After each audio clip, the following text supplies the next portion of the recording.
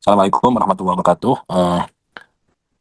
Siang ini laporan tentang penelitian hibah dari Bima dengan tim saya Muhammad Sidon Prabowo SHMH, Dr. Muhammad Sidon Prabowo SHMH, kemudian ada Prof. Dr. Dewi Sulistianingsih, terus Bapak Mas Sobirin, kemudian anggotanya mahasiswa Putri Wahyu, Muhammad Nur, dan Eri Arsita Dewi dengan judul Konstruksi Hukum Penyelesaian Sengketa Konsumen dalam E-commerce dengan Mekanisme Online Dispute Resolution. Latar belakangnya ada tiga. Pertama, yaitu kegiatan e-commerce merupakan suatu kegiatan bisnis atau perdagangan yang tidak ada pertemuan secara langsung antara pelaku usaha dan dengan konsumen. Yang kedua, adanya potensi sengketa yang ditimbulkan melalui perdagangan elektronik atau e-commerce cenderung meningkat dari tahun ke tahun di Indonesia, sehingga masyarakat selaku konsumen di Indonesia sangat membutuhkan proses penyelesaian.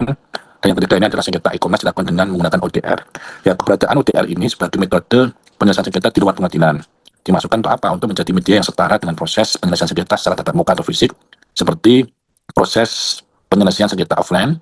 Mekanismenya penyelesaian sengketa melalui ODR sama seperti mekanisme penyelesaian sengketa alternatif penyelesaian sengketa atau APS lainnya, hanya yang memiliki perbedaan signifikan, yaitu pada ODR digunakan secara online, sedangkan APS konvensional melalui offline. Rumusan masalahnya, pertama ada tiga rumusan masalah. Permasalahan pertama adalah bagaimana penyelesaian sengketa konsumen dengan menggunakan ODR pada platform atau penyedia layanan. Yang kedua, apa saja hambatan hukum yang dihadapi konsumen, pelaku usaha, dan lembaga penyelesaian sengketa konsumen dalam pelaksanaan penyelesaian sengketa di bidang e-commerce dengan menggunakan ODR. Dan yang ketiga, bagaimana konstruksi hukum yang tepat untuk mengembangkan ODR dalam penyelesaian sengketa konsumen di bidang e-commerce. Nah, ODR ini sebagai solusi efektif untuk konsumen. ODR penting untuk dikembangkan di BPSK Jawa Tengah, Jawa Timur menawarkan penyelesaian sengketa yang cepat, sederhana, dan terjangkau. Cepat dalam arti mempercepat proses penyelesaian sengketa. Sederhana ini memudahkan konsumen dan pelaku usaha, dan terjangkau ini artinya mengurangi biaya yang diperlukan. Artinya dengan konsep cepat, sederhana, terjangkau ini konsumen tidak terlalu mengeluarkan biaya yang sangat mahal sekali.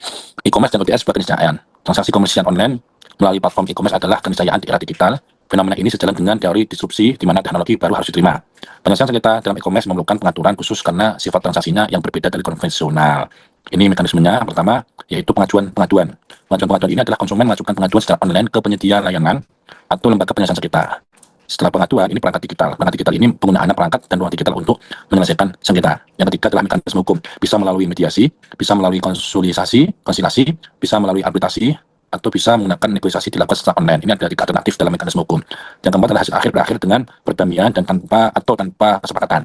Hambatan hukum dalam pelaksanaan ODR ini, kalau kita melihat konsumen ini kurang memahami regulasi ODR, kemudian kesadaran rendah untuk menggunakan ODR, kemudian mekanisme berbelit dan tidak seimbang dengan nilai sengketa, kemudian merasa belum mendapatkan keadilan.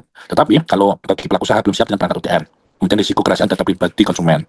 Kalau sebagai lembaga penyelesaian sengketa, ini terbentuk aturan hukum yang belum jelas, SDM belum memahami ODR, dan belum ada SOP yang jelas. Artinya, tiga komponen ini, baik konsumen, pelaku usaha, maupun lembaga penyelesaian sengketa ini, masih ada kekurangan dalam hal pelaksanaan ODR tersebut dalam penyelesaian hukum sengketa, baik itu konsumen maupun pelaku usaha. Ya, ini tantangan ODR dan BPSK. Ada tiga poin. Pertama, regulasi belum memadai.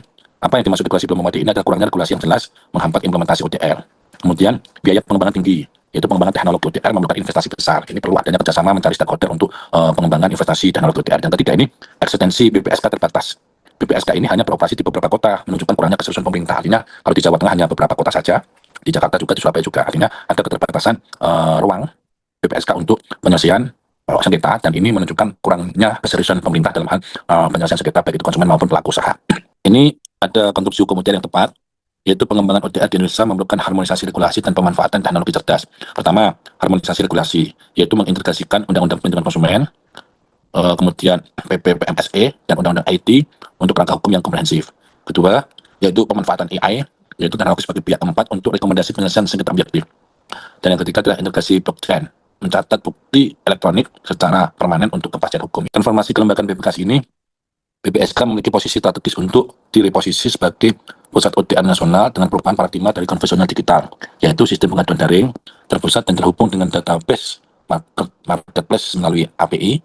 Kemudian ada standarisasi IDR, mekanisme Internet Dispute Resolution platform e-commerce harus selaras dengan standar perlindungan konsumen, dan adanya jaminan eksekusi hasil ODR dapat diikukan menjadi akta pertemuan melalui sistem e-call. Ini pengaduan komoditas essential service di dalam ILKI meningkat terus pengaduan sengketa pelindungan konsumen dengan pelaku usaha, dan kurangnya kantor-kantor BPSK pemerintah harus hadir di tengah-tengah masyarakat. Ini progres luaran penelitian ini, pertama, artikel di Index Scopus masih dalam tahap under review, kemudian buku ajar hukum ekonomi dan perbankan sudah terbit, Kemudian hak cipta buku sudah terbit dengan nomor pencatatan 0000919929. Berarti tinggal artikel di indeks Scopus. Sekian, kurang lebihnya mohon maaf. Assalamualaikum warahmatullahi wabarakatuh.